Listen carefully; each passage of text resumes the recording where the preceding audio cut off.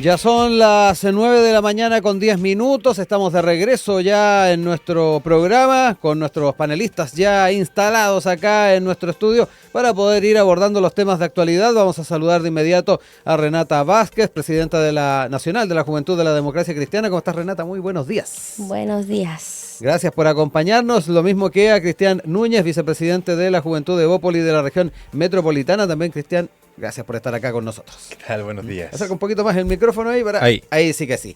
Oigan, vamos a ir de inmediato con los temas que nos convocan el día de hoy. Ya estuvimos adelantando algunos de ellos en el comienzo del programa y vamos a comenzar con la discusión de pensiones que desde una perspectiva del Ejecutivo ha generado un poquito más de optimismo del que se tenía semanas atrás por algunas señales, ciertos conceptos que fueron cambiados de alguna manera por algunos personeros de la oposición, pero que finalmente han dado pie para tener un poquito más de optimismo en cuanto a de qué manera se va estructurando este 0,5% del que se estaba hablando, que en algún momento se planteó como reparto, después se fue esclareciendo por parte de la oposición.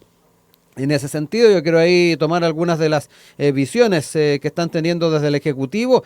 La ministra Janet Jara, por ejemplo, dijo que tiene toda la fe en lograr este acuerdo que se busca al alero de este proyecto. Estamos cerca, pero falta todavía que se cierre, dice. Y ojalá lo logremos porque, como se ha sabido, estos 10 años que ha costado tanto sacar el acuerdo en reforma de pensiones. En otras ocasiones también se ha estado cerca y en el último minuto se ha caído, así que esperemos que se logre. Es parte de lo que señaló la ministra a propósito del tenor que ha tenido esta discusión a nivel parlamentario. En ese sentido, no son también pocos los sectores que están mirando con atención el resultado de esta negociación.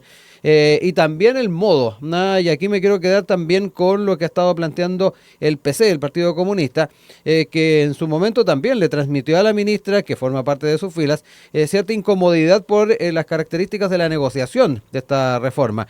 Hubo una declaración pública del PC donde se transparentó su espaldarazo al proyecto. Sin embargo, durante el comité central que se desarrolló el fin de semana, dirigentes de esta colectividad le informaron sus reparos a la titular del trabajo. En paralelo, además, importante que se están desarrollando también trabajos a nivel del resto de los partidos del oficialismo.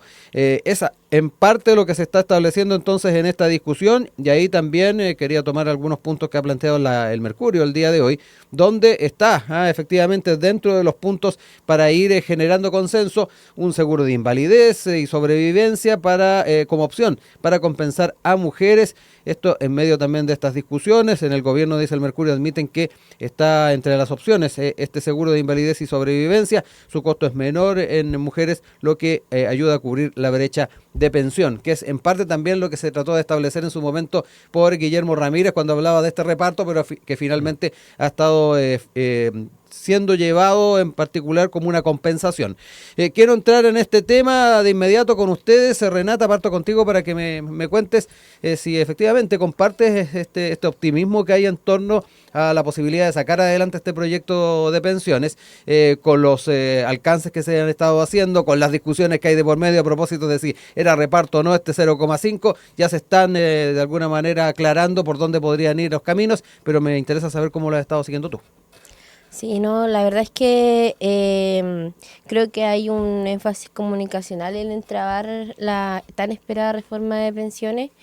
Ya lo he dicho en algunas oportunidades, hay movimientos con mi plátano, qué sé yo, cuando este proyecto es sobre el 6% que da el empleador. Yo creo que hay que aclarar a la ciudadanía, a quienes nos estén escuchando, respecto de que no es que a uno le saquen plata del trabajo, Exacto. sino que es un 6% que que es una fórmula que nace para poder para ver cómo se mejoran las pensiones. Es un extra de Claro, lo que hay actualmente. es un extra, claro. Y que se hayan trabado tanto, la verdad es que es bien lamentable, porque en su momento se entrabó por la oposición en el gobierno de Piñera, y ahora la misma fórmula se entraba por la oposición del gobierno de Boric. Entonces yo creo que tenemos que empezar a a mirar más con altura de mirar la política, las pensiones se requieren mejorar hoy. Y yo creo que el componente de solidaridad es súper importante para la sociedad, el componente el impulsar una reforma que contemple la solidaridad en tiempos de individualismo, donde toma fuerza el con mi plata no, el individualismo. Yo creo que hubiese sido un avance político, cultural, social muy importante, y hoy día se está entrabando por cuál porcentaje, quién da un más o menos porcentaje. Y la verdad es que se lamenta mucho de que no haya pasado por último el 3 y 3, que hubiese sido ideal, porque capitalización individual, también solidaridad, que nos hubiese permitido mejorar las pensiones hoy en día y también generar una lógica de que como sociedad tenemos que mejorar las pensiones, ya que el espíritu de la ley era respecto de que el empleador también se haga cargo de las pensiones de sus trabajadores. Entonces, la verdad es que es bien lamentable tener que buscar estas fórmulas, estos seguros, y claro, porque siempre las más perjudicadas son las mujeres, por el tema de las lagunas, por todo, un montón de hechos dentro de la vida que hacen que siempre las mujeres salen perjudicadas en términos económicos, y yo creo que, bueno, creo que en la búsqueda de fórmulas el gobierno ha estado bien. Por ahí en el PC estaban un poco críticos por la forma en que se estaba negociando. Claro, porque hay que ceder por las negociaciones. Entonces yo creo que obviamente para el PC hubiese sido ideal que se hubiese aprobado la fórmula original del 3-3. gobierno. Claro, pero en las negociaciones siempre hay una lógica de ceder, que yo creo que la de oposición, la derecha, no lo ha hecho, no ha cedido. Incluso han financiado campañas como para que culturalmente se vea como que la solidaridad es un aprovechamiento hacia los trabajadores, cuando no es así. Entonces yo creo que eso es bien lamentable, porque lo que necesita la gente es mejorar las pensiones ahora. Y llevamos ya 10 años en una discusión que al final es estéril. Cristian, voy contigo. Algo también habíamos apuntado respecto a este tema en tu anterior participación en nuestros paneles, pero ahora tenemos también más elementos sobre la mesa, lo que tiene que ver con estas posibilidades que se están observando en cuanto a de qué forma vemos el tema de la compensación, que fue lo que finalmente se fue aclarando desde las posiciones de Guillermo Ramírez, por citar y por dar particularmente el nombre preciso. Sin embargo, están todos estos factores dando vuelta a la visión que está planteando el Partido Comunista, lo que también nos señalaba recién Renata respecto a cuánto ha estado disponible a ceder en algunos puntos la oposición. Te dejo ahí la palabra. Bueno, yo me quiero quedar en verdad centralmente lo dicho por la ministra, ¿no es cierto? Que ella tiene fe de que esto va a resultar. Me carga, honestamente hablando, no me gusta cuando la gente habla de fe. Porque se basa específicamente como en la voluntad de querer, ¿no es cierto? Muy bien, aquí lo decía Renata, 10 años en una discusión. Si todo fuera por voluntad, esto ya estaría resuelto. Pero si nos hemos demorado tanto es porque las cosas no se basan en voluntad, sino que se basan en cosas concretas. Y hoy en día el gobierno lo que necesita son votos. Votos para poder aprobar esta reforma. Yo también soy muy crítico con la derecha en ese sentido, y yo diría que incluso hay un sentido de urgencia en que la reforma de pensiones salga ahora. Para mí la reforma de pensiones debe salir ahora, porque en un eventual gobierno de derecha, ¿cierto?, suponiendo que el siguiente gobierno lo podría encabezar Elin Matei, no va a ser tan simple la negociación como se lleva ahora. Muy bien, el Partido Comunista realiza sus reparos sobre cómo se llevó a cabo esta idea, ¿no es cierto? Respalda el proyecto, pero la forma en la que la forma no la respalda llama la atención porque al final es su ministra. Pero también habla mucho de cómo el Partido Comunista llega a vociferar cómo se siente. Yo creo, ¿no es cierto? Y lo pienso fundamental que la reforma debe salir ahora. Pero no creo que deba basarse en tener fe. Hoy en día debe basarse en ser súper concretos.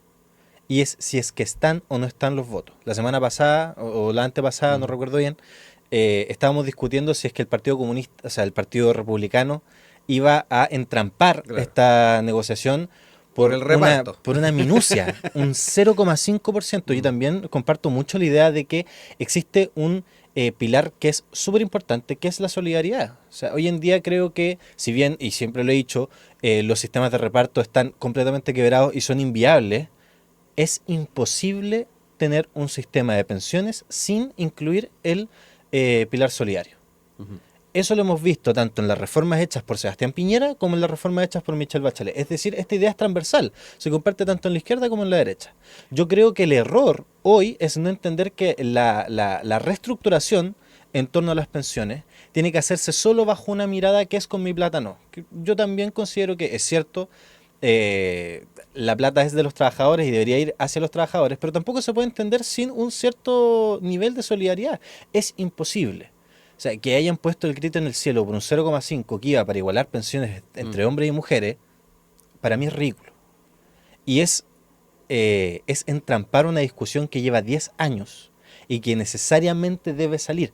Porque, y es lo que estoy diciendo, si hoy la derecha se pone, ¿no es cierto?, como un bloque completo y rechaza esta reforma, cuando ellos la presenten, también se la van a rechazar.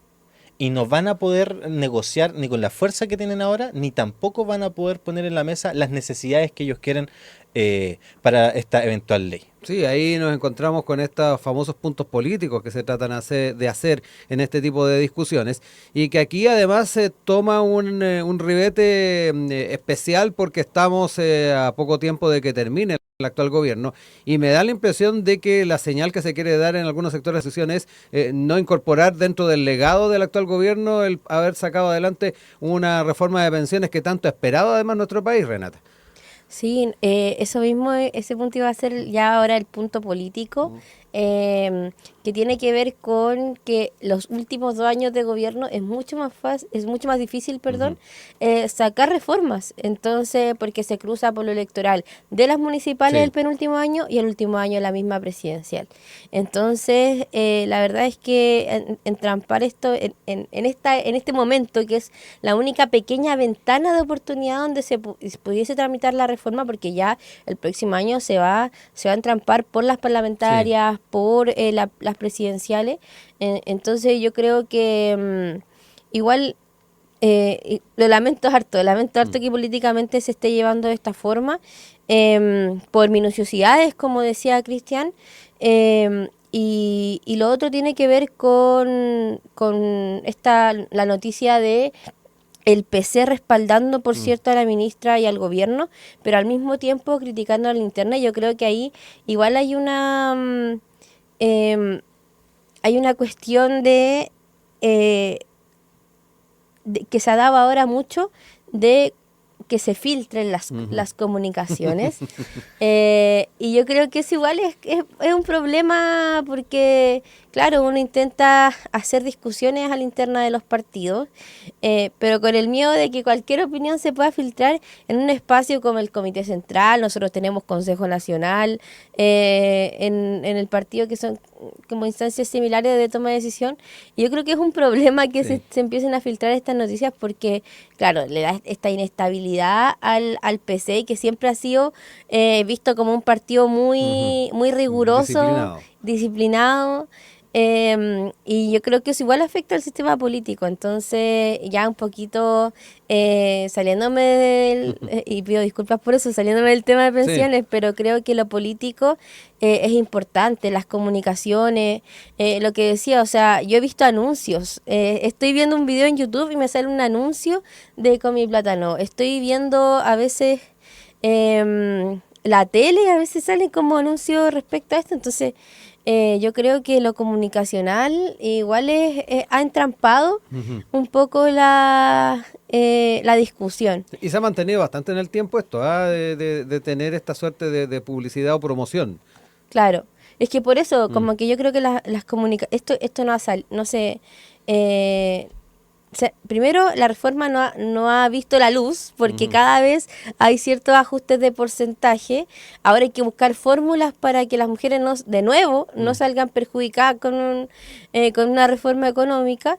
Y además está lo comunicacional, que hace que la ciudadanía también opine y se permee por esta idea y se desinforme, también lo voy a decir, con esta idea de que es su plata y solo su plata y qué sé yo, cuando acá había un componente de, como una razón muy noble detrás de del espíritu de esta reforma.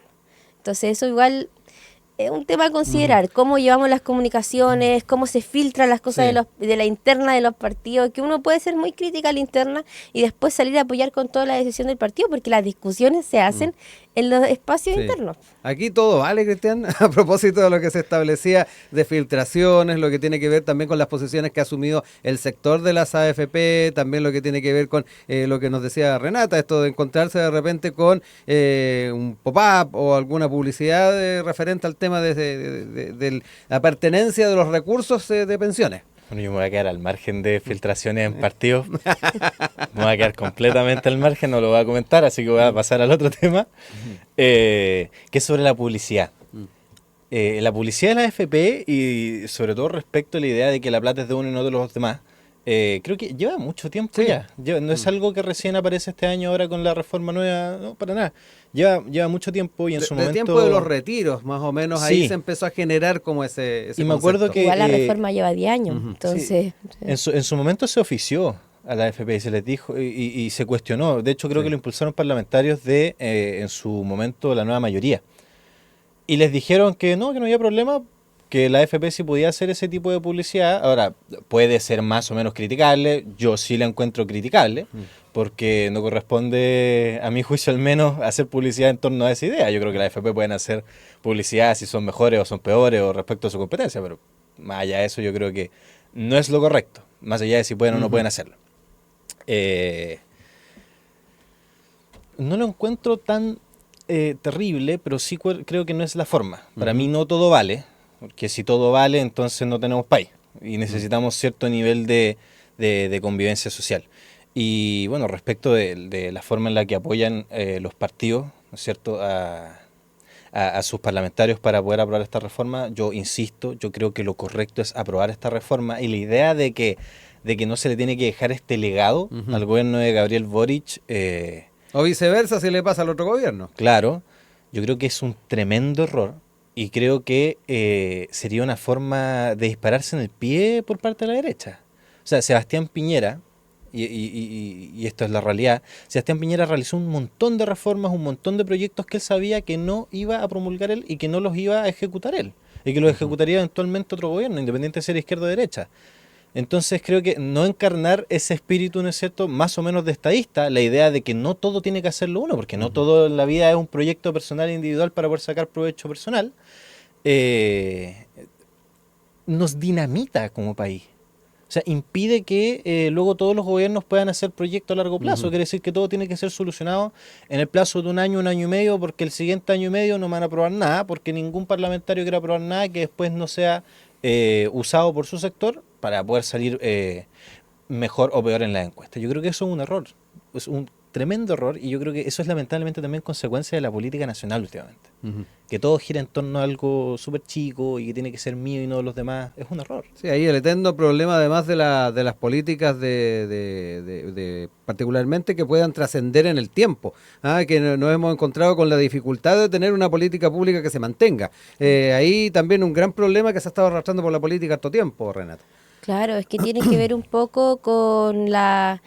no sé si me hace bien esta palabra, pero como la farandulización de la política, donde, claro, como que tiene que ver con lo que decía Cristian, de no, es que mi gobierno tiene que salir, no voy a dejar el legado a este gobierno, y yo creo que eso ha sido un error, ha sido algo que igual de alguna forma, particularmente en este caso, se ha visto también fue un error que cometió quizás el Frente Amplio. Cuando era en oposición. Cuando era en oposición, entonces ahora se da vuelta la tortilla.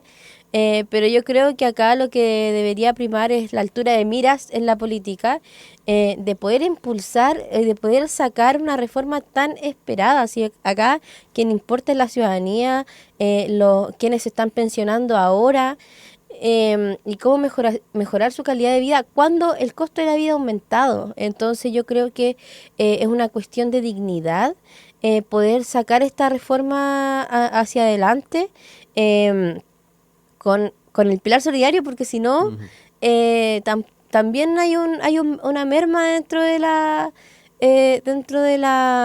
ecuación. Y tiene que ver con que también los sueldos son bajos. Entonces, tenemos un problema estructural dentro de las pensiones, y esto venía como un poco a ayudar, y al final se está entrampando políticamente por la ley del empate. Se pone, perdón Renata, muchas veces también sobre la mesa el tema de la PGU. A la hora también de ir viendo la manera en que se van repartiendo muchos de los elementos que en un principio estaban en el proyecto. Claro, de hecho hay una propuesta de algunos centros de estudio que creo que son ligados a Evópolis, que tienen que ver con cómo el Estado puede disminuir acá para aumentar acá por la PGU, bonos, qué sé yo, pero insisto, este proyecto, esta reforma empieza porque el empleador se haga cargo también de la dignidad del trabajador, y que se haga un trabajo conjunto, comunitario, todo muy bonito, armonioso, y se entrampa por esta ley del empate, es que el Estado es el que solamente tiene que hacerse cargo y tienen que gastar menos acá y para poner recursos allá, que claro, fórmula válida, ¿cierto? Tiene que aumentar quizás la PGU con el aumento del coste de la vida, sí, pero también esta reforma tiene un espíritu de el componente de solidaridad, el componente de que el empleador se haga cargo. Entonces yo creo que eso no puede restarse por una ecuación de que el Estado tiene que gastar menos acá y poner más allá. Creo que las dos cosas van de la mano.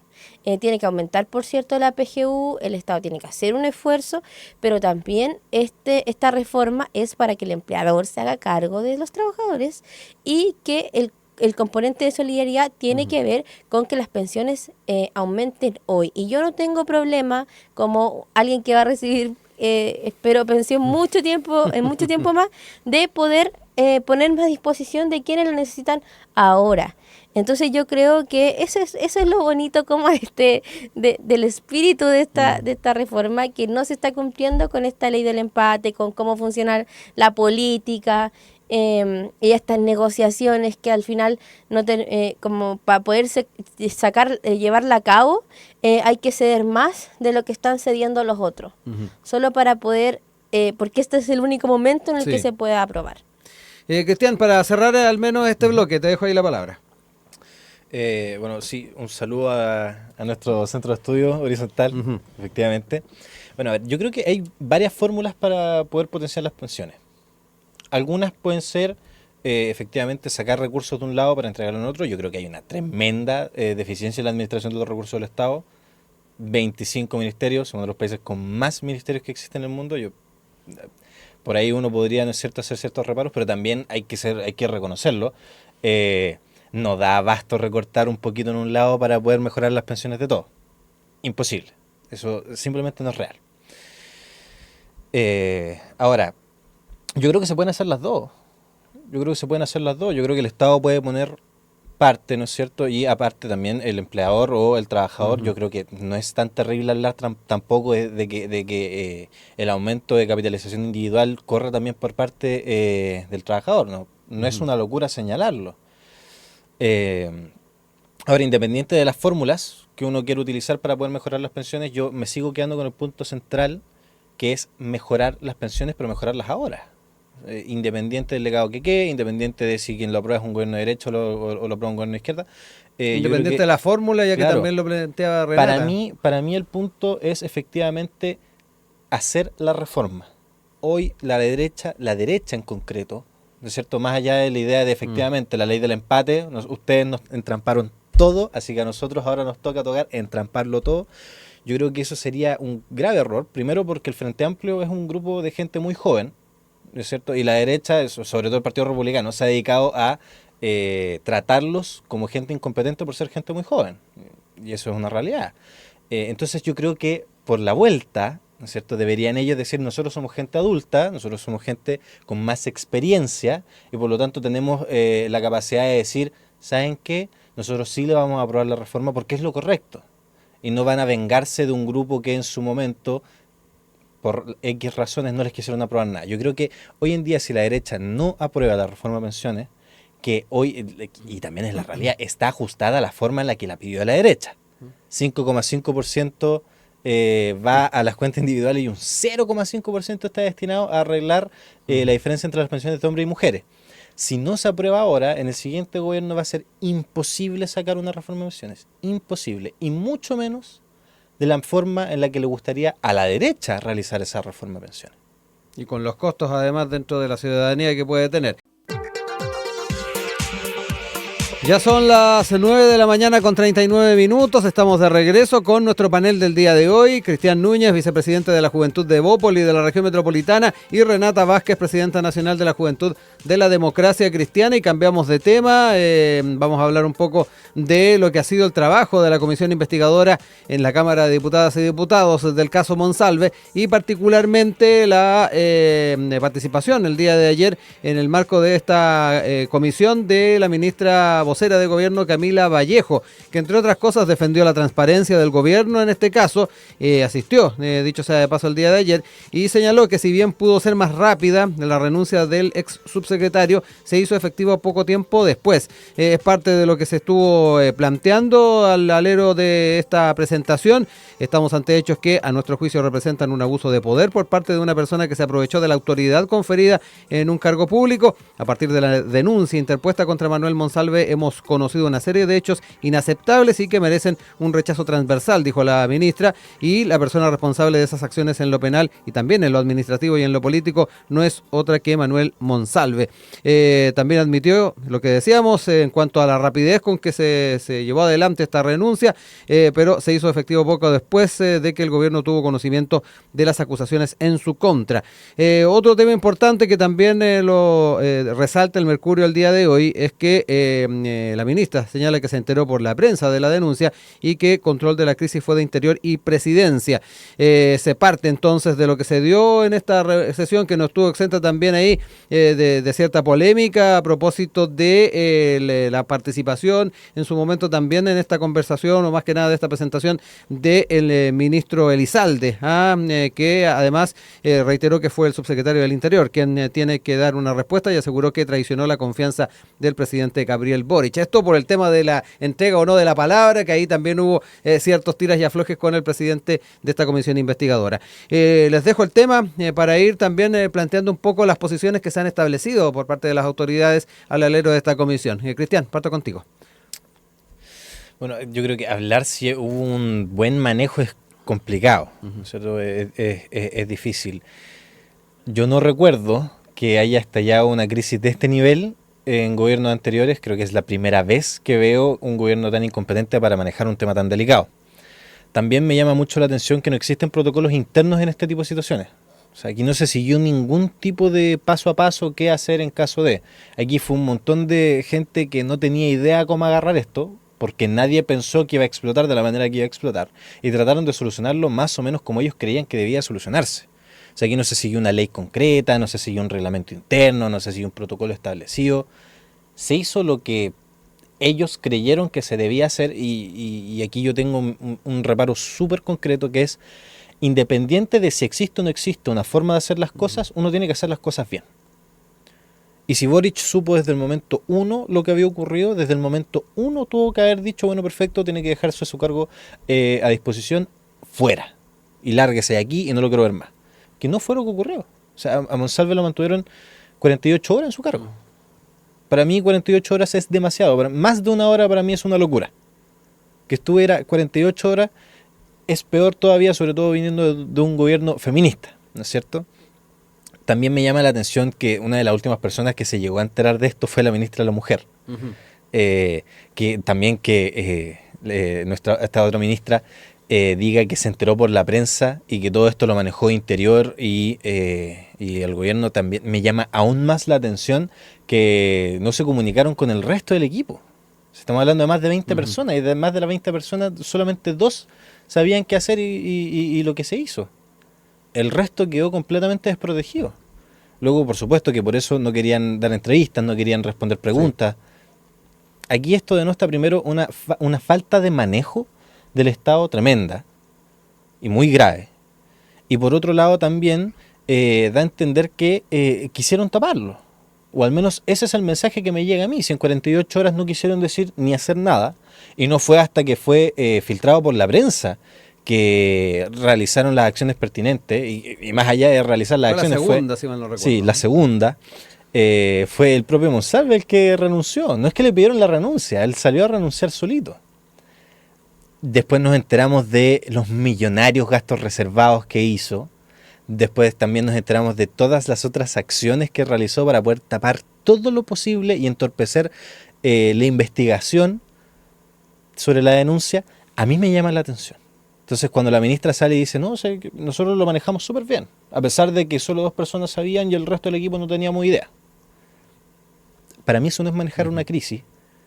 Para mí eso es ver cómo hacemos para que no nos llegue el palo a cada uno de nosotros y poder cubrirnos. O sea, yo a la ministra no la vi hasta 24 horas después de ocurrir la situación. Es gravísimo. Renata, también tu visión respecto no solamente a esta revisión también que hizo Cristian de los acontecimientos desde que se conoció este caso, sino que además lo que han sido estas presentaciones en el Parlamento y en esta comisión. Bueno, yo creo, ya he dado mi opinión al respecto, creo que hay un problema en el manejo de las crisis del gobierno en general, no solo esta, sino que en general hay un problema ahí con las comunicaciones. Tiene que ver con ver cómo se maneja. Yo creo que ellos no quisieron taparlo, yo creo que ellos estaban de acuerdo con la gravedad del asunto, pero claro, uno cuando se entera de algo así, quiere saber si es verdad, quiere saber qué implicancias tiene, y yo creo que en esa evaluación se demoraron mucho en manejarlo y en tomar una decisión rápida, y yo creo que eso es lo que ocurrió. No creo que haya habido un ánimo de ocultarlo ni nada de eso, porque yo creo que este gobierno entiende las luchas de las mujeres y entiende la lucha feminista, y no creo, y ya lo he dicho antes, no creo que sea más o menos feminista por cómo actuó. Yo creo que sí hay un problema en el manejo. De partida, bueno, no lo sabía la ministra de la Mujer, no lo sabía la vocera de gobierno. Y ahí hacía un apunte, Cristian, respecto de decir que se manejó bien la crisis, pero en contrapartida había ciertos ministerios que no lo sabían, que era lo que decía recién Cristian. Claro, entonces, y que ellos que estos 2 ministerios en particular no lo sepan, es lo complejo, porque ya, bueno, el Ministerio de la Mujer quizás podía retardar un poco la noticia y conversarlo con ella después, pero la vocera, que es la primera que le van a preguntar, obviamente cuando esto estalle, que no haya sabido cómo qué está pasando, cómo ponerse de acuerdo, qué sé yo. Entonces yo creo que, claro, hay un problema de comunicación, y eso es lo que nos demuestra este caso, pero no creo que haya habido un ánimo de taparlo ni nada de eso, sino que ahora la misma ministra Toa dijo que fue un error de que él haya ido al día siguiente, cuando ya sabían la noticia, que haya ido a exponer a la cámara y todo eso. Entonces yo creo que esos errores de alguna forma ya están a la luz. Ahora solamente esperamos que la justicia actúe, pero yo creo que acá hay un componente que hay que poner sobre la mesa, que le escuché en un programa donde hablaba, por ejemplo, Matías del Río, donde él decía, o donde se ponía en cuestionamiento el hecho de salir siquiera con una subordinada. Y yo creo que eso es lo relevante, lo que hay que aprender dentro de la ética, cuando uno asume un cargo tan importante como perseguir el Tren de Aragua, tema de seguridad, que hoy día quejan a la ciudadanía. Y yo creo que es que uno espera un componente ético. Uno espera un componente ético del presidente de la República, uno espera un componente ético de la ministra del Interior, vicepresidenta, que es la segunda al mando, y por supuesto de quien está de segundo al mando del ministerio más importante de Chile, que es el Ministerio del Interior. Entonces, ya de partida esto empieza mal, y cuando hay una pequeña, o sea, yo creo que aquí hay que ver dentro del Estado los mecanismos de control. Lo que decía Cristian respecto de los gastos, por ejemplo, yo creo que eso es lo que nosotros tenemos que aprender de esto, de empezar a adelantarse, que no haya ocurrido esta situación, porque antes se vislumbró una alerta en términos de gasto, en términos de... hoy hay algo aquí extraño de con que un jefe y sus subordinados salgan un día domingo o en fin de semana o después del horario laboral o algo así. Entonces yo creo que esas pequeñas alertas hay que tener en cuenta para que esto no llegue a lo que llegó. Que claro, obviamente uno no tiene una bolita de cristal para preverlo, pero sí tienen que haber mecanismos de control que tienen que avanzar. Ya sabemos que cuando hay recursos de libre disposición hay que estar más encima. Se vio con el caso Fundaciones, ahora se ve con este caso. Y yo creo que para atrás también, o sea... cuando implica recursos, yo creo que hay que estar encima, y cuando hay situaciones como esta tiene que ver con lo ético, con el actuar ético, y qué es lo que uno espera de las autoridades.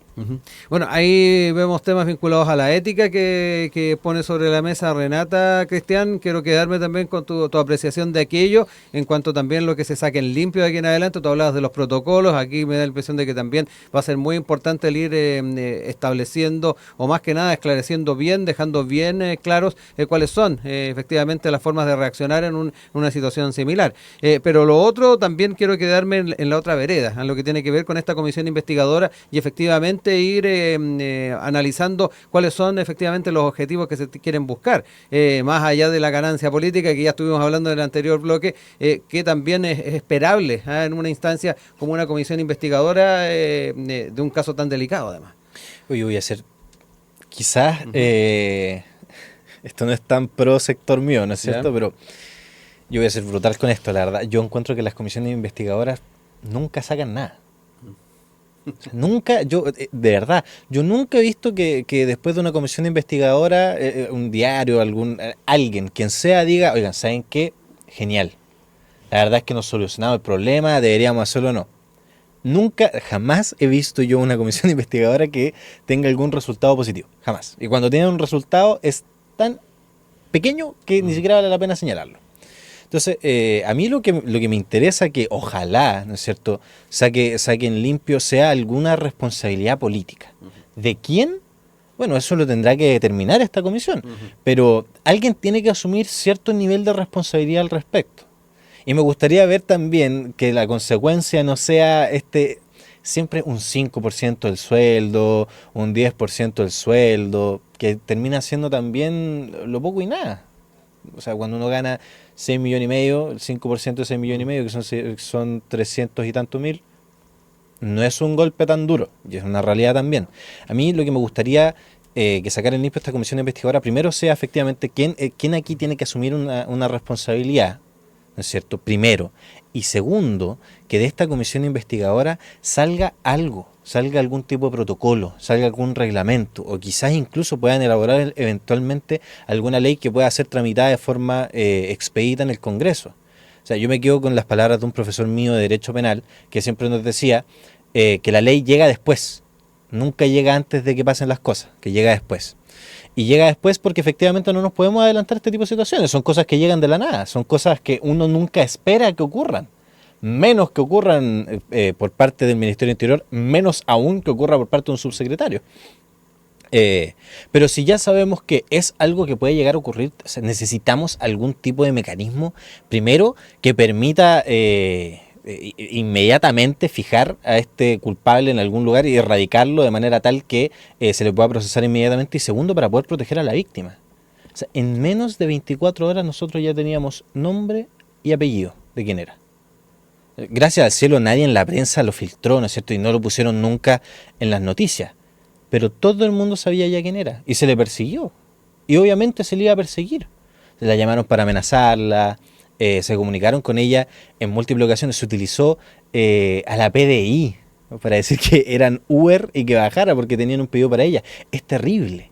Esto no puede quedar en una sanción respecto a un porcentaje del sueldo. Esto necesita tener una consecuencia política inmediata para que nunca más se vuelva a repetir algo de esta gravedad. Renata, te dejo ahí el tiempo que nos está quedando para cerrar idea. No, yo creo que está bien, o sea, aquí se constata un hecho de un delito que está siendo investigado por la justicia y ahí espero que existan los procesos correspondientes, que todo salga a la luz en el fondo y por el bien de la víctima, que se haga justicia. Lo segundo es constatar el hecho de que sí hubo una demora importante en el manejo de la crisis y yo creo que eso es un hecho y no solamente ocurrió con este caso, sino que en varios casos donde el gobierno llega tarde, que después con la acusación como de abuso que hubo hacia el presidente se actuó de forma inmediata y ahí hubo una especie de aprendizaje de cómo resolver esto. Ahora, yo creo que lo tercero es constatar de que no hubo un ánimo de ocultarlo, sino que yo creo que, lo que ya he dicho, que no es que sea el gobierno más o menos feminista por cómo manejó el caso, sino que sí hubo una demora, sí hubo errores, pero lo último, lo cuarto, que es lo más importante, es que esto es un llamado de alerta a la ética en la política, a cómo deberían actuar las autoridades y también que creo que es importante dejar sobre la mesa que no todo se puede prestar para pegarle al gobierno. Y yo creo que eso es importante respecto a lo que señalaba Cristian de la información, de la revictimización, y yo creo que eso es un aprendizaje que nos queda también de no perjudicar a la víctima cuando ya ha ocurrido algo traumante. Entonces yo creo que son ciertos llamados de alerta para la política que son importantes de abordar, son importantes de dejar sobre la mesa. Creo que ahora que se viene el próximo año las elecciones presidenciales, uno espera que sus autoridades sean éticas, que sean transparentes, que sean probas, y yo creo que eso es el aprendizaje que nos queda de casos como este, de no pasar los límites del abuso de poder. Entonces eso yo creo que es lo que nos queda. Nosotros ya me ha tocado ya hablar sobre este tema, pero creo que lo importante es que podamos tener el próximo año candidaturas que encarnen esto, que aprendan de esto y que puedan tener estas características de transparencia, de ética, de probidad y de responsabilidad con el cargo. Yo creo que eso es lo más importante. No me queda más que agradecerles, Cristian Núñez, Renata Vázquez, quienes nos acompañaron el día de hoy en nuestro panel. Que estén muy bien y nos estamos reencontrando a futuro. Que les vaya muy bien.